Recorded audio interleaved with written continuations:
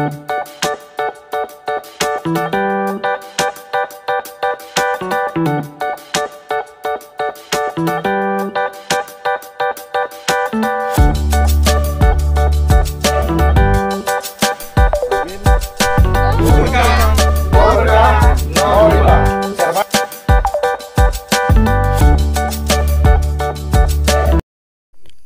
semuanya, assalamualaikum warahmatullahi wabarakatuh. Kembali bersama saya guys, Imam Arianto guys.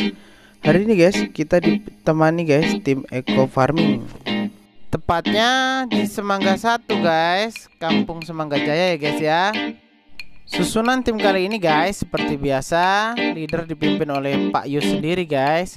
Dan pembawa acaranya yaitu Pak Ferdi. Kali ini kita ditemani Pak Ongki nih guys ya. Tujuan tim kali ini guys datang ke Semangga 1 yaitu untuk lebih memperkenalkan produk Eco Racing guys. Tentunya utama tim adalah untuk memperkenalkan yaitu pupuk Eco Farming guys. Karena wilayah Semangga 1 termasuk wilayah pertanian ya guys. Untuk lebih jelasnya guys mengenai apa itu pupuk Eco Farming, mari kita simak video berikut ini guys. Untuk mendapatkan hasil pertanian yang baik, harus memperhatikan keseimbangan agroekosistem yang meliputi komponen abiotik maupun komponen biotik. Tanah atau lahan yang ideal memiliki sifat fisik, struktur, tekstur, sifat kimia seperti kapasitas tukar kation, derajat keasaman, sifat biologi seperti bahan organik, bakteri positif sebagai dekomposer, dan lain-lain. Semua itu dibutuhkan untuk merestorasi kesuburan tanah. Kemudian pada tanaman, tanaman membutuhkan nutrisi yang lengkap meliputi 13 unsur hara. Ada unsur hara makro primer, ada unsur hara makro sekunder, ada unsur hara mikro. Semua itu dibutuhkan untuk menjadikan tanaman sehat dan produktif. Komponen lainnya juga tidak kalah penting, seperti kualitas air, kandungan mineral, oksigen, hidrogen, iklim, cuaca, lingkungan tumbuh, dan lain-lain. Semua itu dibutuhkan untuk menjadikan pertanian yang ramah lingkungan. Problemnya adalah penggunaan pupuk dan pestisida anorganik yang berlebih menyebabkan banyak sekali permasalahan. Kerusakan pada tanah, matinya organisme penyubur tanah, produk pertanian yang mengandung residu kimia yang berbahaya untuk kesehatan, matinya musuh alami hama, dan munculnya hama yang resisten. Lalu solusinya apa? Solusinya adalah kita harus mengembalikan agroekosistem ini menjadi ideal, terutama pada tanah. Dengan Eco Farming, solusi cerdas bertani. Eco Farming adalah pupuk organik super aktif hasil penelitian ahli pertanian selama 17 tahun yang memiliki kelebihan antara lain mengandung bakteri positif dekomposer sebagai bioaktivator yang dapat mengurai bahan organik di dalam tanah sehingga dapat merestorasi kesuburan tanah. Yang kedua, mengandung 13 unsur hara yang dibutuhkan oleh tanaman sehingga tanaman menjadi sehat dan produktif dan memiliki imunitas yang baik. Ketiga, sebagai alternatif pengembangan produksi pertanian sehat dan ramah lingkungan. Yang keempat, dapat menekan penggunaan pupuk anorganik. Yang kelima, Eco Farming berbentuk briket padat sehingga praktis, efektif, dan efisien. Eco Farming telah memiliki legalitas yang lengkap dari Kementerian Pertanian dan juga telah mendapatkan sertifikasi organik. Berikut adalah manfaat Eco Farming pada tanah: meningkatkan unsur hara tanah, mengurai bahan organik dalam tanah, mengembalikan kesuburan lahan. Manfaat Eco Farming pada tanaman: memaksimalkan potensi hasil produksi, menjadikan imunitas tanaman lebih kuat, tahan terhadap serangan hama, menjadikan tanaman sehat dan produktif, mempercepat masa waktu panen, meningkatkan kualitas hasil panen. Bagi petani, Eco Farming meringankan biaya produksi khususnya pupuk dan pestisida kimia, menjadikan alternatif pemupukan berimbang, dan menekan pemakaian hingga 75% pupuk kimia dari normalnya. Maka Eco Farming menjadi solusi pertanian sehat dan ramah lingkungan untuk pembangunan pertanian yang berkelanjutan. Oke guys, demikian ya guys penjelasan mengenai apa itu pupuk eco farming, kandungannya seperti apa, dan manfaatnya seperti apa guys ya. Dan waktu kita kembalikan kepada Pak Yus untuk memperlihatkan contoh-contoh atau testimoni yang telah beliau lakukan bersama anggota pupuk eco farming di lahan-lahan pertanian guys. Ini Pak ya, ini contoh yang dulu uji pertama alhamdulillah. Ini Terus saurungnya gak metu wae. pakai buah eco farming. Ini udah buah ketiga. Nganggo eco farming ya. Eco farming. Ini lagi. Soalnya lebatnya kemarin kan habis dipetik. Oke, ini kebunnya Pak Soimin di Yogen. Ini yang menggunakan eco farming. Untuk apa? Tanaman apa? Buncis. Biasanya susah untuk berbuah. Kalau musim hujan, Kalau musim hujan susah, tapi ini alhamdulillah yang berbuah. pakai kimia, pakai organik. terus yang nggak pakai eco farming, lah kita bisa lewat mak ini. Ini ternyata yang pakai eco farming. Nah ini pembedanya, harganya pun beda. Nah, ini yang nggak pakai eco farming. Kurus memang. Iya, beda sekali ya. Beda. Baru buahnya nggak panjang ini. Oh, alah. Banyak tapi nggak panjang. Ya daunnya sampai kurang seger. Kurang, ya, kurang seger. Itu Ini jauh. kan dia terus. Jauh sekali. Nah, ini terus bersemi. Terus. Iya, itu. Oke guys, demikian contoh-contoh yang tadi ditunjukkan oleh Pak Yus ya guys. Dan sekarang Pak Yus mau mencoba melakukan guys tes kesuburan tanah. Tanah yang diambil dari sampel-sampel tanah di sekitar Semangga 1 sini guys. Oke Pak, perhatikan ya. Jadi ini subur tanahnya. Kurang 100 watt ini Pak ya. Oke, kita lihat.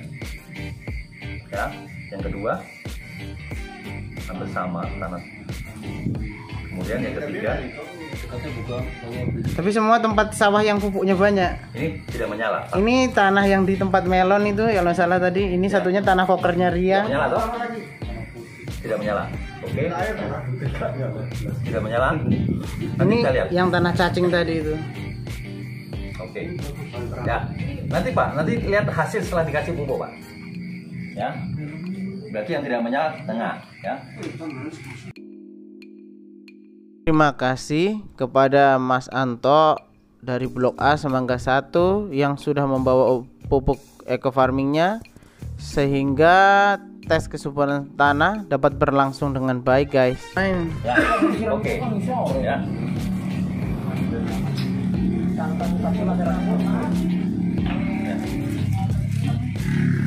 Jadi tidak ada masalah Pak, tanahnya Bapak itu tetap akan berubah, ya.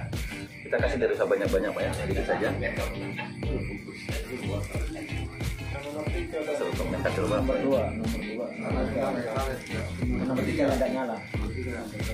Yang lain juga nyalanya nanti beda Pak. Ya.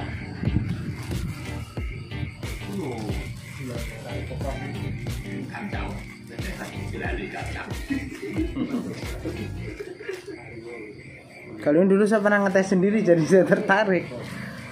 Dulu loh setengah hektar 3 kotak kosong aja masih dapat 68 karung gitu. 68 poncot. Aduin sih Mas Kang. Aduh. Ngaduin. Taruh doang. Amin. Ini buat video saya.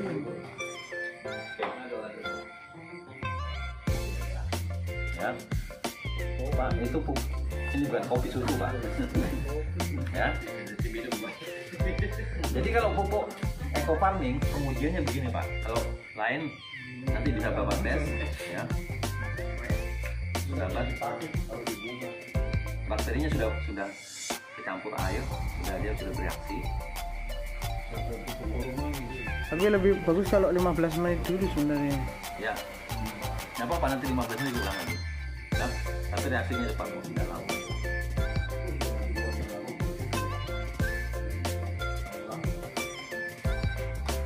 Oke. Ya.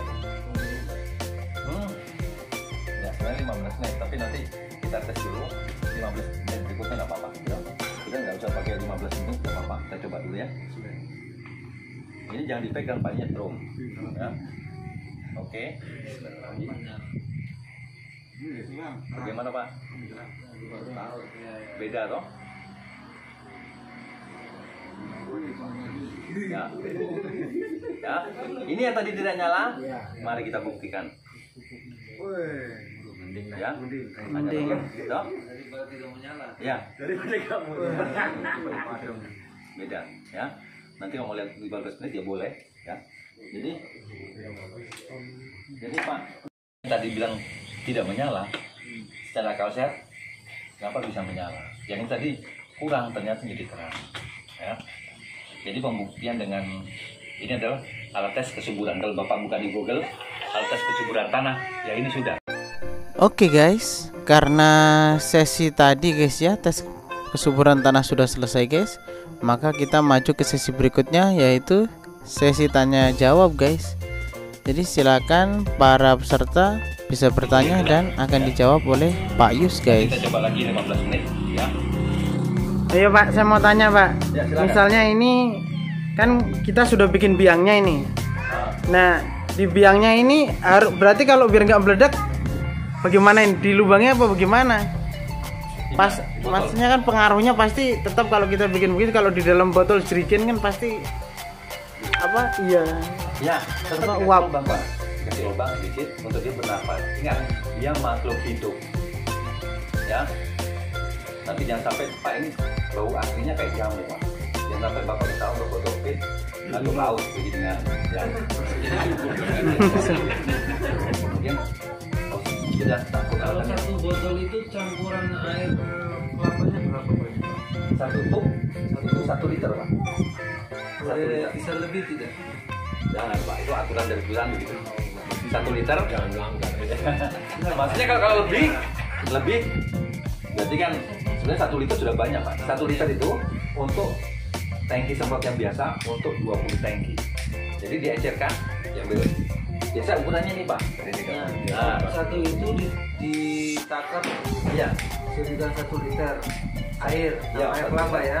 Ini diecerkan. Untuk penakaran di Tangki. tangkinya Ini satu. satu tangki 1 liter itu Botol itu lagi. itu akan Iya, itu kan 1 liter di tangki toh, Pak. Di botol, diambil ukuran ini, tuang di 1 tangki. Sudah 1 tangki, 1 tangki, sudah ini satu. Toh, isi air penuh.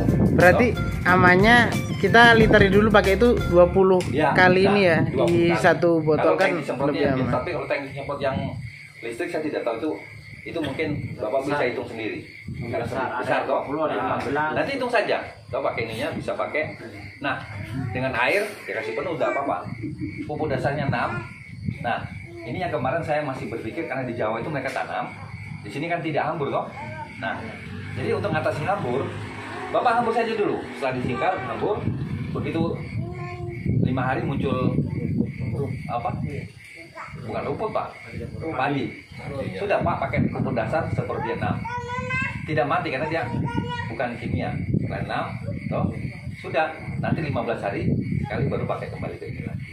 Kalau ada rumput ya matikan aja rumputnya. Nah, kelebihan yang saya tanya dari soal ini saya amati, makanya kenapa saya turun lapangan. Ternyata pupuk ini sifatnya tanaman yang kena, sebenarnya ada di HP saya, Pak. Dia wereng pun tidak sampai separah yang seperti itu. Nah, ternyata saya tanya soal ini, saya konsultasi. Jadi tanaman yang kena serangga, kena ular, kena apa, hama, belalang, dia kan luka pasti, Pak. Nah, kalau pakai kimia dia lukanya lama. Tapi kalau pakai organik ini dia cepat. Jadi panennya lebih cepat 10 hari.